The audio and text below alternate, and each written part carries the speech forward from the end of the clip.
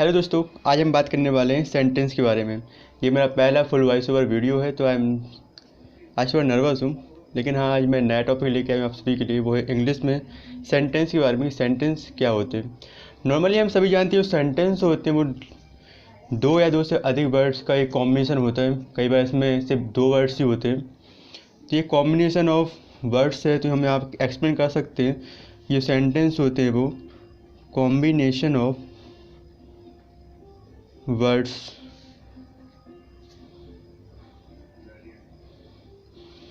यहाँ पे सेंटेंस जो होते हैं वो तीन प्रकार के होते हैं।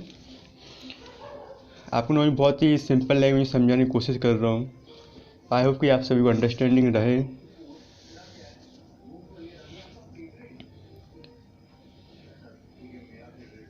पहले जो सेंटेंस होते हैं वो होते हैं ऑनिंग। बहुत सारे लोग जो होते हैं स्टूडेंट होते हैं वो अक्सर ये मानते हैं कि जो सेंटेंस है वो टेंस होते हैं, बट ऐसा नहीं है।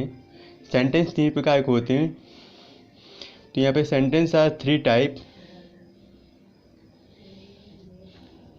जिसमें से पहले जो सेंटेंस है वो होता है ऑनिंग का, दूसरा बीइंग का और तीसरा डूइंग का।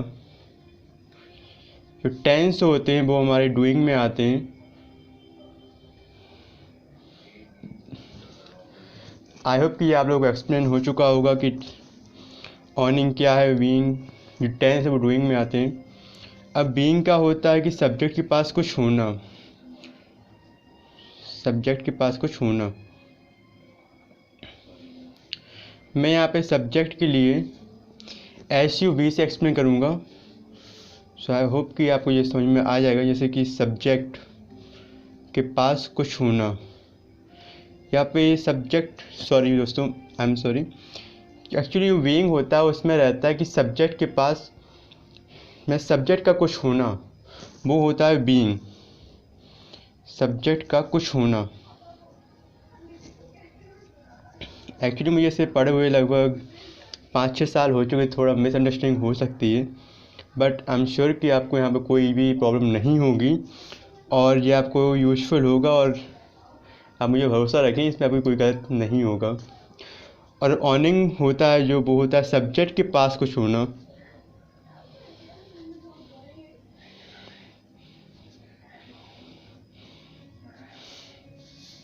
और टेंस यानी कि आप तो जानते ही हैं कि हम किसी कार्य को कर रहे हैं, कैसे कर रहे हैं, सब कुछ में टेंस एक बहुत ही बड़ा वेरिएशंस वाला होता है। तो हम सबसे पहले शुरुआत करेंगे बीइंग से इस वीडियो में, कि बीइंग सेंटेंस क्या होते हैं और कैसे बनते हैं, ये भी हम देखेंगे वन बाय वन।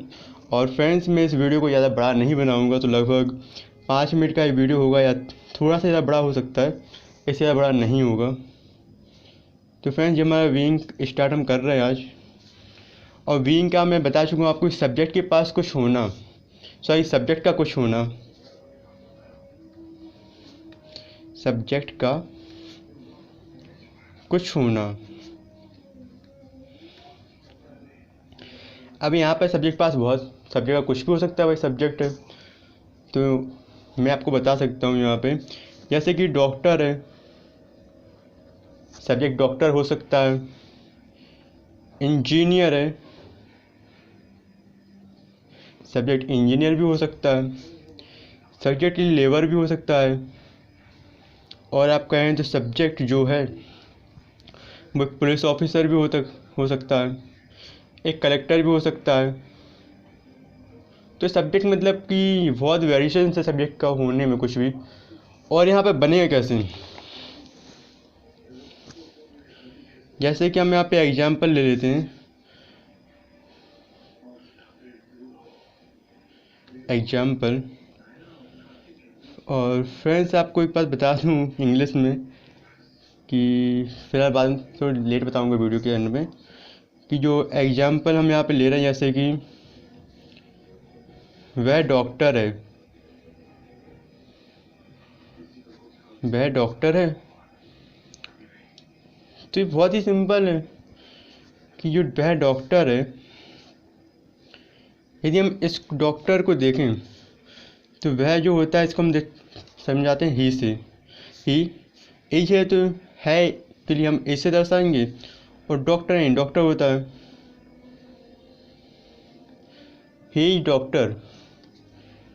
ये हमारा सिंपल सेंटेंस हो गया कंप्लीट। तो इस प्रकार से आप यहाँ बना सकते हैं बहुत कुछ। जैसे कि यहाँ पे हम एक और देख सकते हैं, राम पुलिस ऑफिसर है, पुलिस अफसर है।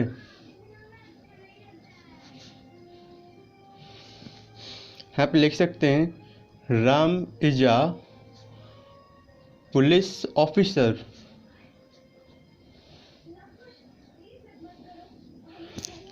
तो यहाँ पे हम ये बात देख रहे हैं आप लोग कि कैसे हम यहाँ पे बहुत ही सिंपली सेंटेंस बना सकते हैं।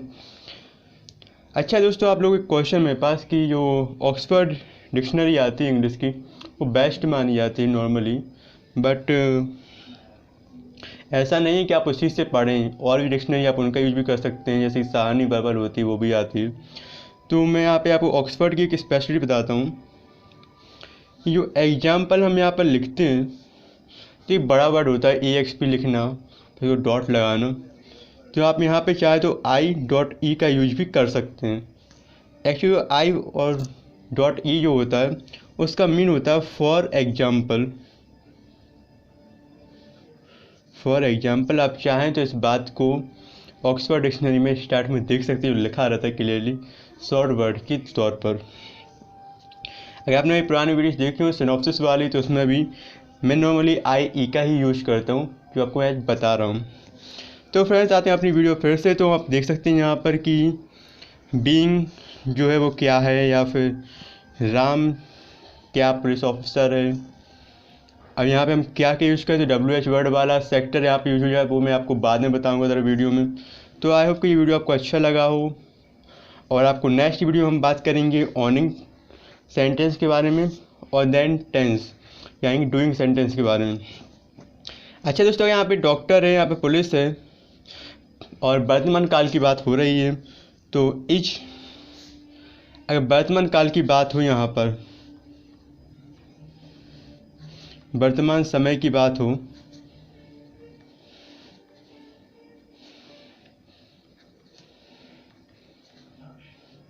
तो यहाँ पे हम एक चीज़ देखेंगे कि इज एम आर, जैसे कि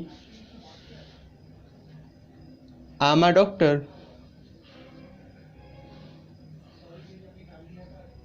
आम आ कलेक्टर।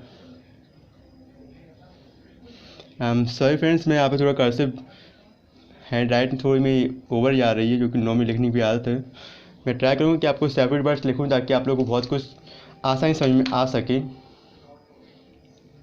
और जैसे कि अब हम यहाँ पे बात करें भूतकाल की, या फिर जिस समय बीत गया उसकी, तो यहाँ पे देख सकते हैं भूतकाल की बात करें या बीते हुए समय की,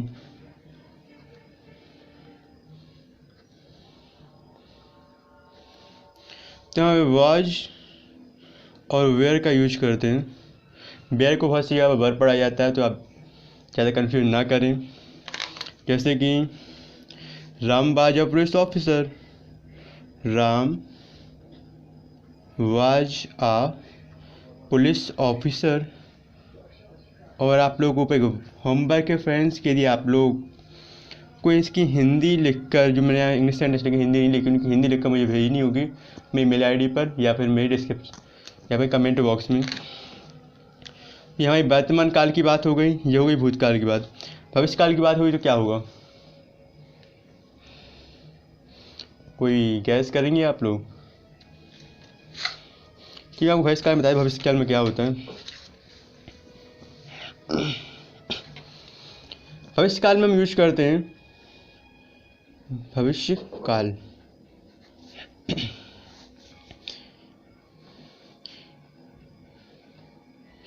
इज बीइंग,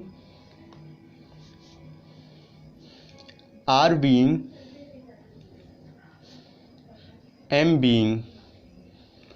यहाँ पर हम विल और शैल का यूज नहीं करते हैं, जो कि बीइंग सेंटेंस है इसलिए। जैसे कि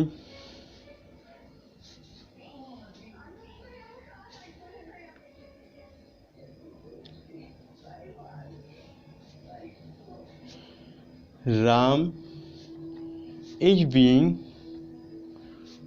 डॉक्टर,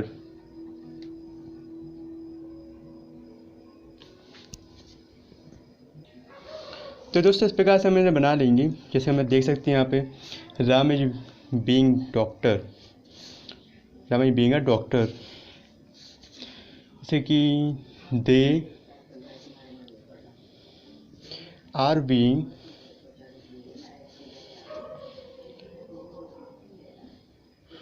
अ क्रिकेट टीम,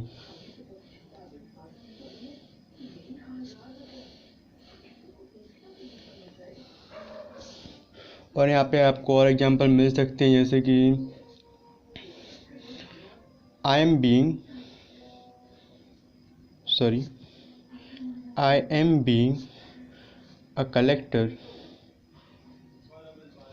तो इस टाइप से आप इसे बना सकते हो, ये कठिन नहीं, इजी है, और नेक्स्ट टाइम मैं ट्राई करूँगा मैं अपना वीडियो थोड़ा और शॉर्ट कर सकूँ, और आई होप कि आपको पसंद आया होगा।